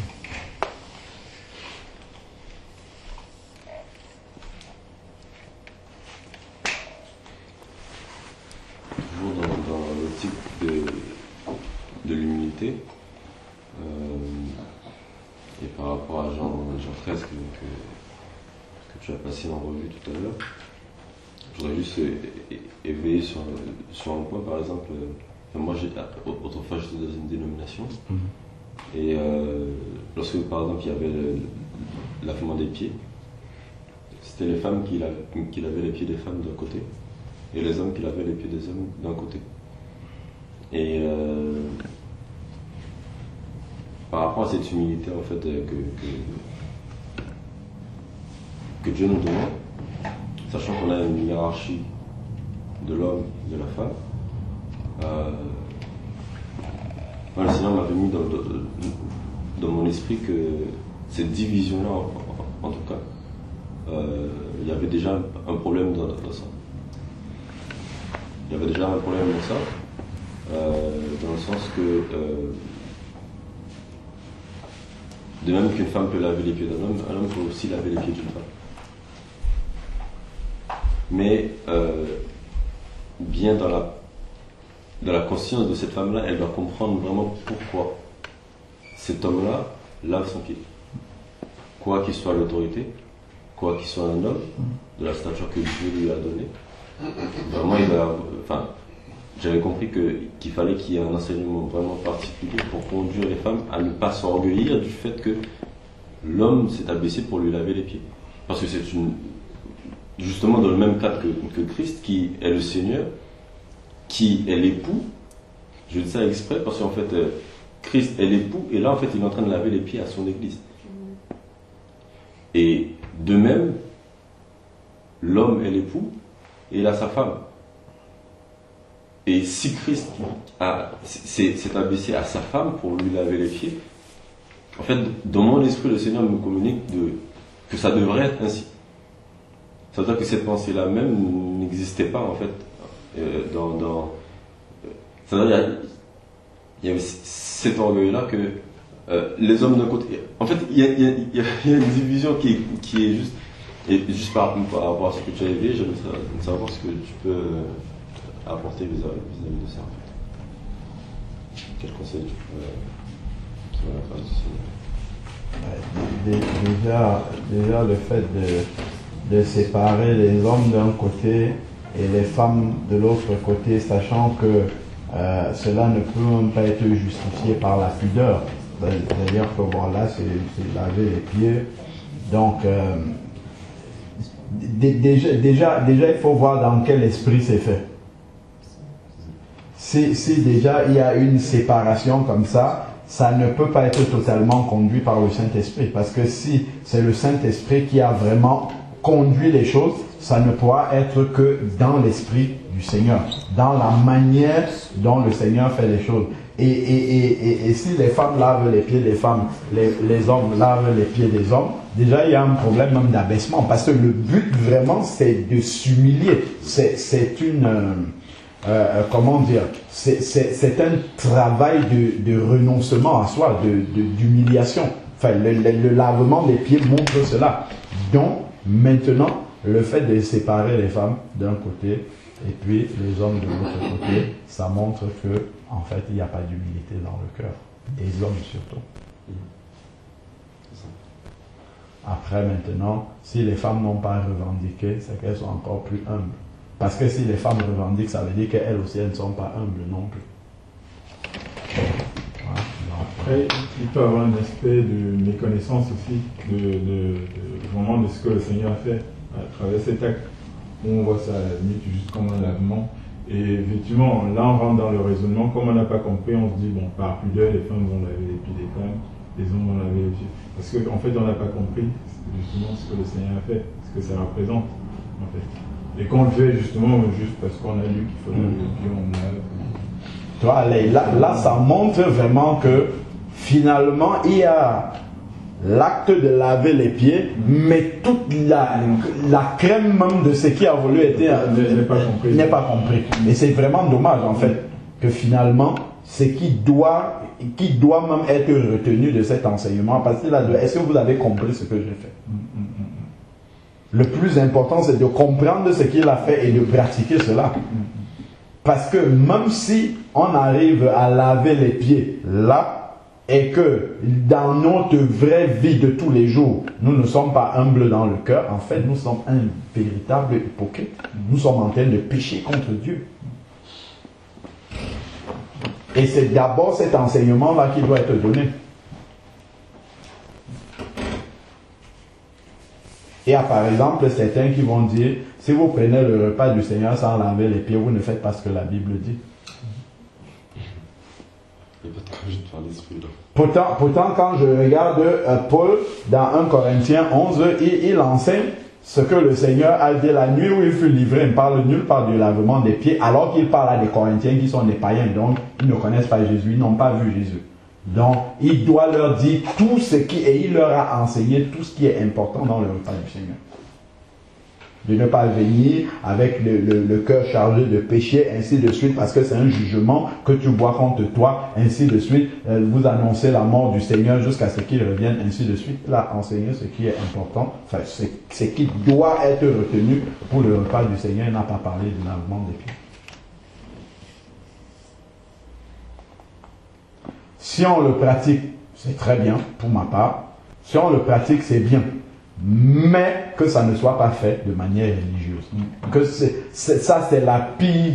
Si on le fait simplement par rituel comme ça, où tu vas laver les pieds de ton frère avec qui tu es en train de murmurer dans ton cœur vis-à-vis de lui, il vaut mieux ne même pas le faire. Il vaut mieux ne pas faire cela. Parce que là, en fait, on est en train de pécher contre le Seigneur. Après, si réellement en le faisant, ça nous conduit vraiment dans l'humilité. Oui, si ça apporte cette dimension-là et que d'autres ont du mal vraiment à entrer dans cette humilité, oui, ça peut être un élément déclencheur. Il faut toujours comprendre pourquoi est-ce qu'on fait les choses. Mais si on le fait juste parce que c'est écrit Jésus avait lavé les pieds, bon, on doit aussi se laver les pieds les uns les autres, et après on passe à autre chose. Celui à qui on a lavé les pieds, après on lui parle n'importe comment 2 minutes après.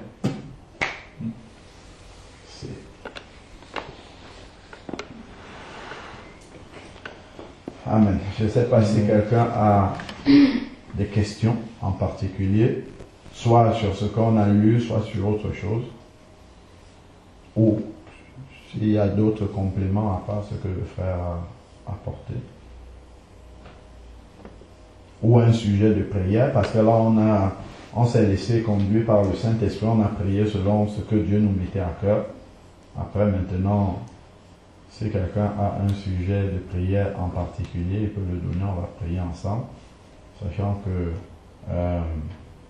le Seigneur accorde une grâce particulière, comme lui-même il le dit dans sa parole, là où plusieurs s'accordent pour lui demander quelque chose.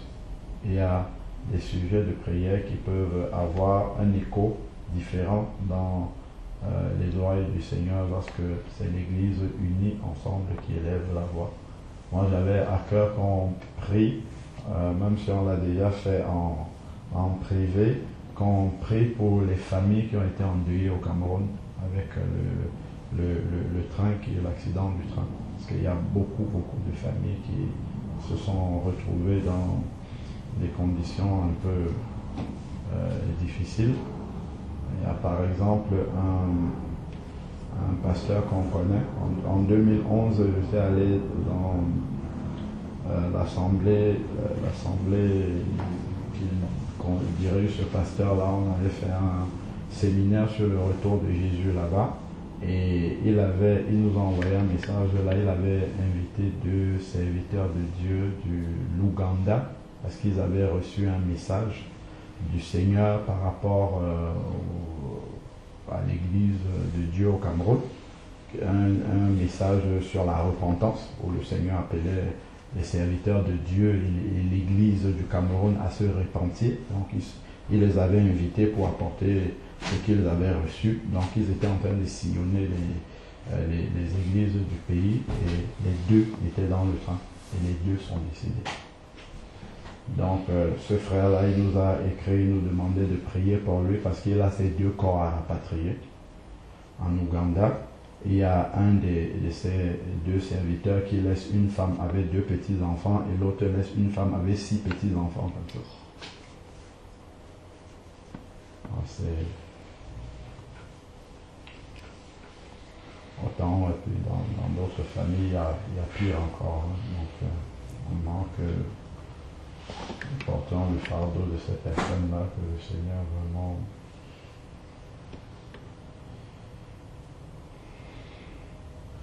fasse ce travail.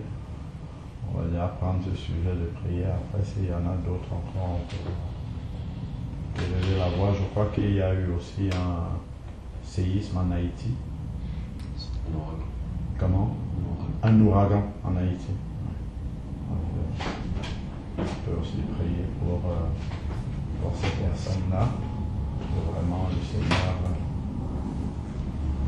les soutienne. L'assemblée dont nous sommes sortis, en fait, c'était l'assemblée dénominationnelle où on était à 99% haïtienne. Et j'avais rencontré un frère qui nous a dit qu'il y a beaucoup de personnes de l'assemblée qui ont eu des dégâts matériels, des pertes dans leur famille par rapport à cet ouragan.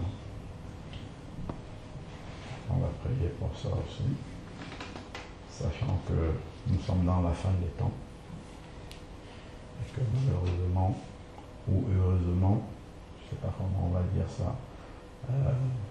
la situation va aller comme ça en s'aggravant. On va être amené à avoir des choses de plus en plus graves. Comme moi je vais devoir m'en aller, mais sens-là, enfin,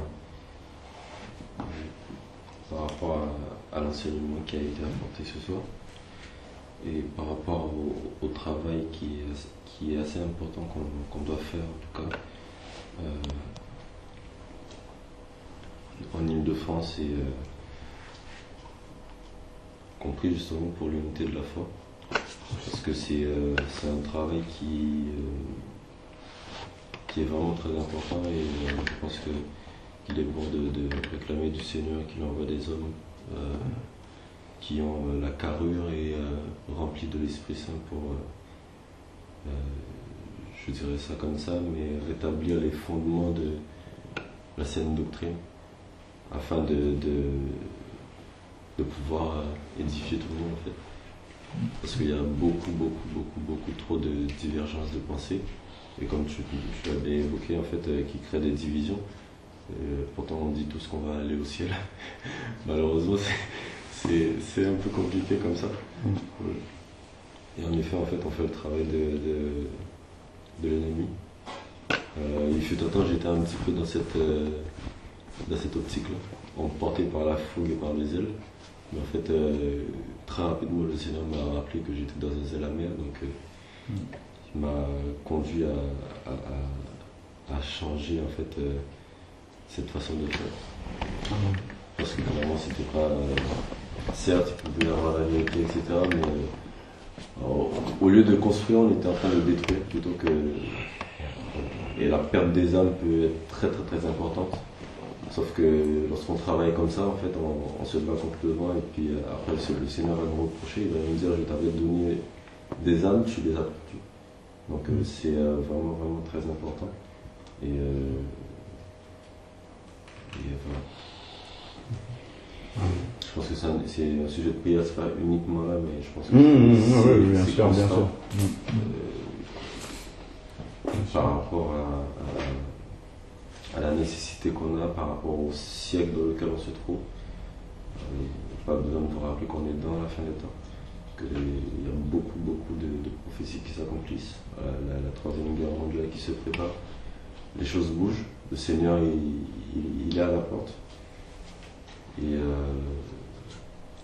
donc je pense que c'est bon vraiment de s'activer dans la prière par rapport à ça et que chacun en fait se mette dans la tête qu'il y a un acteur et pas juste un spectateur au sein du corps de Christ. Il n'y a aucun membre dans mon corps qui est spectateur. Tous mes membres sont acteurs parce que lorsque je dis que je me lève, tous mes membres se lèvent et ils vont marcher ensemble. Donc chacun doit se mettre au travail. Et voilà.